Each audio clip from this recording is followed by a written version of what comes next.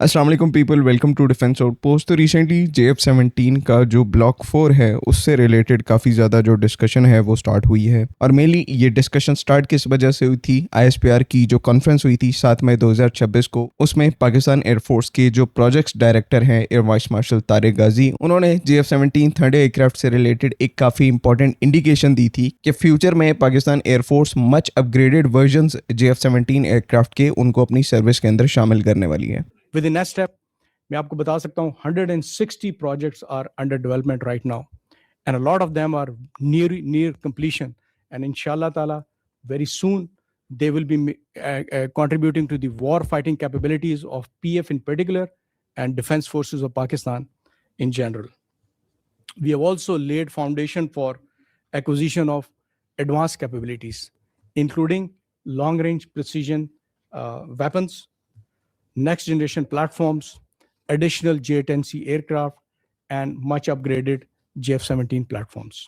यानी कि एक नया वर्जन JF-17 थंडर प्लेटफॉर्म्स का आएगा जो कैपेबिलिटी में JF-17 ब्लॉक 3 से भी ज़्यादा सुपीरियर होगा। कुछ लोग यहाँ पर इसको JF-17 ब्लॉक 4 कह रहे हैं, कुछ इसको PFX का इवन नाम दे रहे हैं। तो जहाँ तक PFX नाम की बात है तो PFX एयरक्राफ्ट जो है वो एक नेक्स्ट जनरेशन एयरक्राफ्ट होगा, वो सिमिलर जनरेशन का एयरक्राफ्ट नहीं होगा। लेकिन इसी PFX एयरक्राफ्ट का जो एक इनिशियल वर्जन है जिसे PFX अल्फा का नाम दिया जा रहा है, उसके यहाँ पर चांसेस हैं कि वो JF-17 ब्लॉक 3 का ही एक अपग्रेडेड वर्जन हो सकता है। इसे कई जगह पर JF-17 OCU भी मेंशन किया जा रहा है, यानी कि ऑपरेशनल कैपेबिलिटी अपग्रेड। तो जैसे कई दफा हम पहले भी मेंशन कर चुके हैं कि PFX एयरक्राफ्ट अलग एयरक्राफ्ट है और PFX अल्फा जो है वो एक अलग एयरक्राफ्ट है। PFX अल्फा जो है वो एक 4.5 प्लस जनरेशन का एयरक्राफ्ट होगा, यानी कि J-10C एयरक्राफ्ट की कैपेबिलिटी के लेवल का एयरक्राफ्ट होगा। और जो सिर्फ PFX एयरक्राफ्ट है वो एक 5th जनरेशन एयरक्राफ्ट होगा, जिसके अंदर बेसिकली डिफरेंट कंट्रीज के साथ इस टाइम के ऊपर कोलैबोरेशन चल रही है। तो इसको हम साइड पे रखकर PFX अल्फा की बात करें या फिर JF-17 ब्लॉक 4 की बात करें,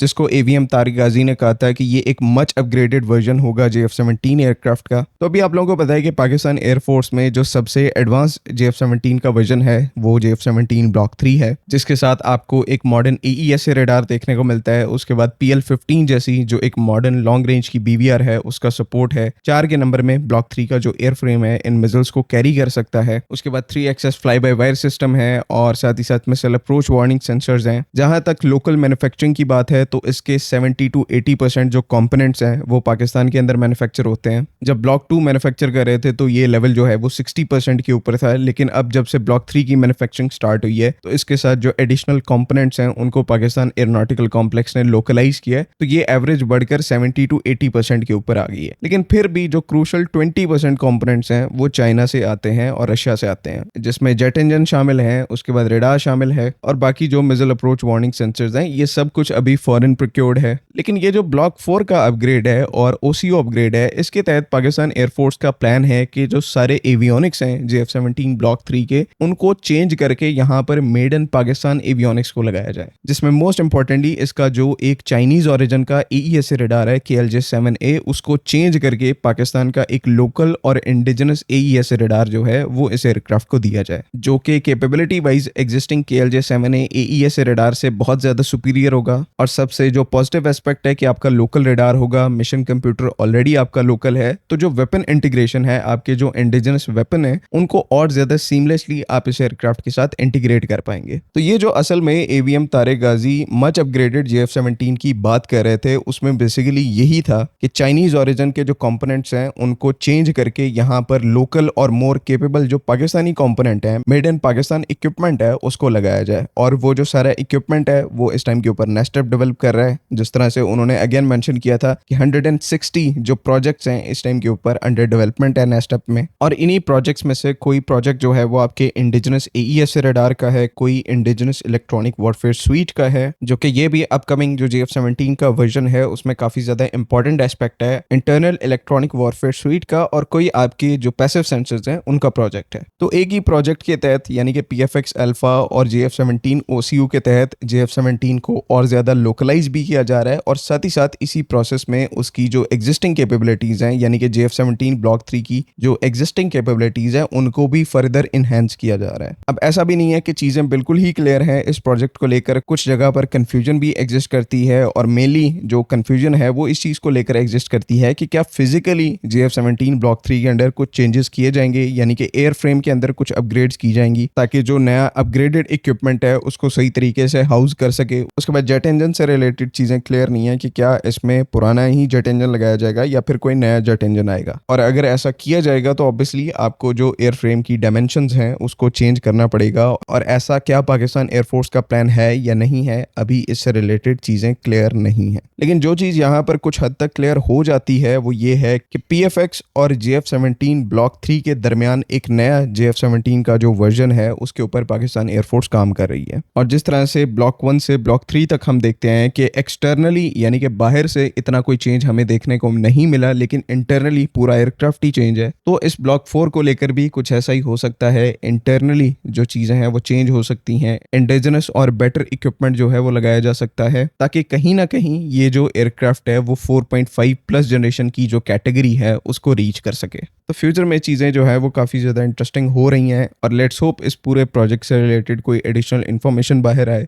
बाकी अगली वीडियो तक के लिए अल्लाह हाफ़िज़। पाकिस्तान जिंदाबाद।